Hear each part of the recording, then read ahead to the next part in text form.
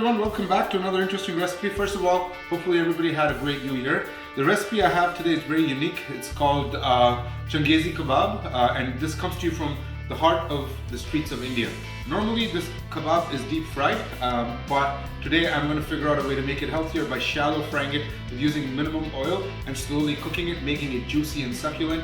I remember eating this somewhere in Delhi outside the Jama Masjid, and again there are different variants, so welcome, and I'll introduce you to the ingredients. I prefer to make this with chicken. What we have here is a good 1.5 kilograms of chicken breast that has been brined. I've spoken about this in the past. Brining tenderizes the chicken and makes it very, very juicy. Chicken breast has a habit of drying out. So a way you create a brine is taking warm water and adding 3 to 5% of the volume of water. You can add that amount of salt and then half the amount of sugar, and then you just let the chicken breast soak in there. Again, you can do it for an hour. The more you soak it, the more juicier it gets. But the key is, and this is one formula if you remember please, if you're making kebabs. Moisture is the enemy to any good cooking.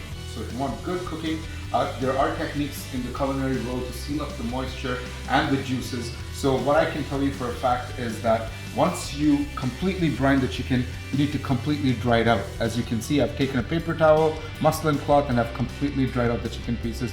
But once these get marinated, once these go on the stove, they will again have the juices in them and they should be melt off the mouth. So now that we have the chicken, I have a couple of skewers that I've soaked in water so that they don't burn while they're being fried. Okay.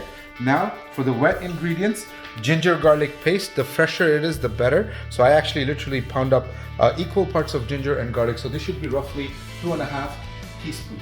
Okay. And 1 egg. I haven't beaten it. It's just 1 egg. And this is my own personal secret. This is lemon juice. And this lemon juice has, if you can see the red part, has a special hot sauce that I've mixed. Feel free to use any hot sauce, but what I would prefer is a special hot sauce that is made with dried chilies. So that's my secret. Now we come to the powdered ingredients. First we have salt. Again, this is to taste, folks. Depends on how sharp you like it. And this is chaat masala. Along with that we have red chili powder. And next to this, that is this big pile of Kashmiri chili powder. Now, many times in street food people use food color. I personally do not prefer to use food color. I would like the color from the chilies to take the shape of the kebab, but if you want to make it really attractive, guests are coming, feel free to add a natural food color if you will. If you don't want to do that, here's another trick. You can take dried red chilies, soak them up in warm water and grind them into a paste. That imparts beautiful color to your kebab. Now if you come back here, I have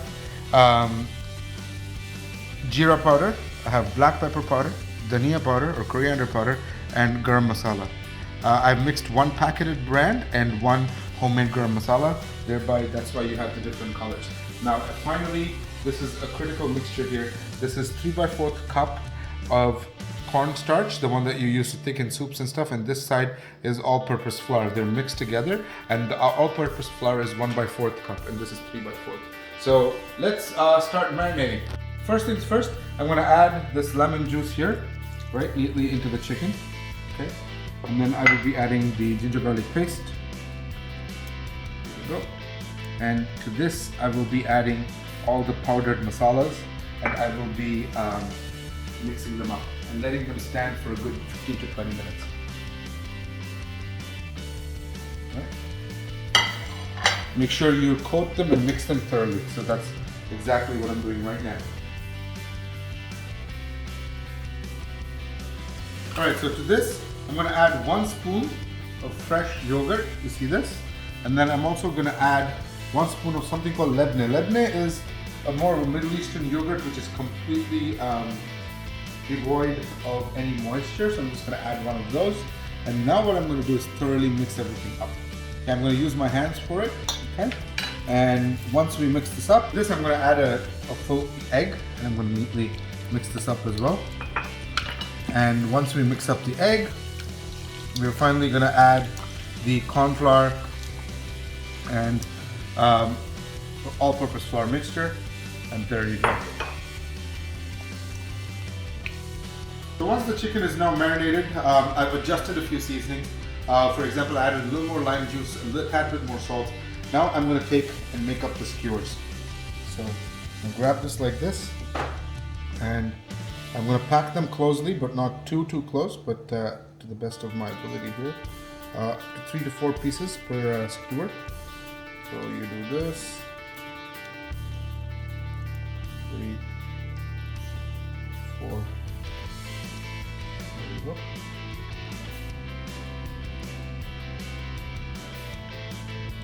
I might do one more piece here, and that will be it. I'm going to make the 3 skewers, after which I will be shallow frying them. Okay, and this is 1 skewer. Make another one. These skewers are actually soaked in water for some time, so feel free to soak them for about 2 hours, an hour and a half, so that the wood doesn't get burnt. That's the main reason. So you see I've taken like half a cup of oil. Into that I'm going to add these. Okay, on a medium flame, I'm going to cook them slowly up until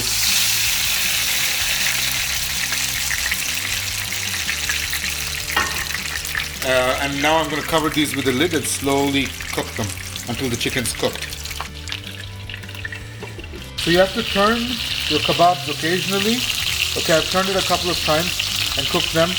Now I'm going to cook it on the opposite side so you can make sure that they're evenly cooked from every side. There you go, they're turned. You wait for the other side to beautifully caramelize and they will be ready to serve.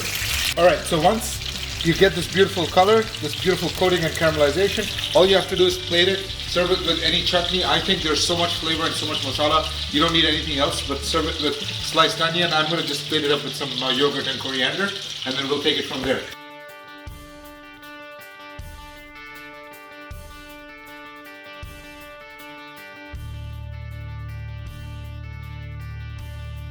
We have a guest here today. I have my brother-in-law with me, so he's going to taste it and tell me how the kebab is. So you pull it out this way. There you go. Grab that. Grab it.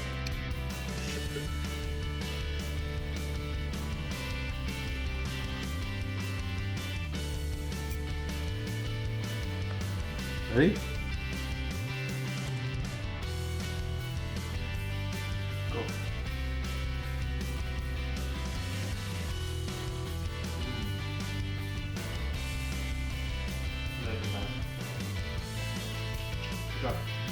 Feel free to play it however you want.